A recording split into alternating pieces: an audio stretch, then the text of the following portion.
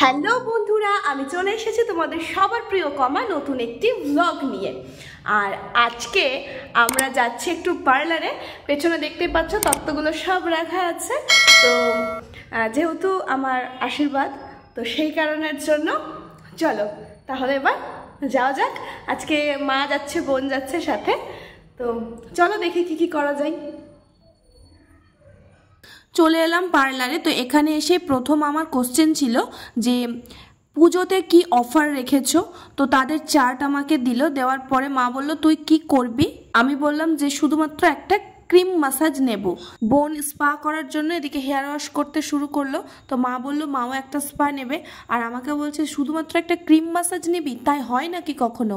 আমাকে স্পা করতে বলছিল, কিন্তু আমি বললাম যে যখন আমাকে মেকআপ করবে তখন তো ওই ক্রিম্পিং করবে, বিভিন্ন রকম হিট দিবে চুলে, তো তাতে তো চুলটারও নষ্ট হবে। তার চেয়ে স্পা করে চুলটাকে আবার নষ্ট করে তো লাভ নেই, পরে স্পাটা করলে মনে হয় বেটার হবে। সেই কারণে আমি স্পা করতে চাইলাম না। তো মা আমাকে খুব জোর করলো যে একটা ফেসিয়াল করার জন্য।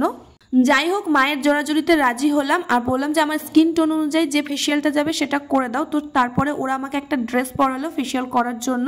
এদিকে পেছন ঘুরে দেখি বোন চুপ করে এই ভিডিওটা করছে। বললো যে রাবার প্যাক বা এরকম টাইপের কোনো একটা ফেসিয়ালের কথা বললো। তো তার আগে মাসাজ দিল। আর সত্যি বলতে এখানে আমার এত ঘুম পেয়ে যাচ্ছিল, মনে হচ্ছে ঘুমিয়ে যাই। মাসাজটা এত ভালো লাগছিল।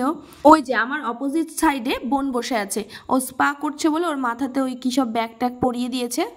যখন মাসাজ করছিল তখন তো আমার ঘুম পেয়ে যাচ্ছিল। যাই হোক, এই ট্রিটমেন্টটা নিয়ে আমি ভালোই করেছি। যদি না নিতাম তো আমি পরে পস্তাতাম। অবশ্য এতটা যে ভালো লাগবে না নিলে তো আমি সেটা বুঝতেও পারতাম না, তাহলে পস্তাতাম কিভাবে।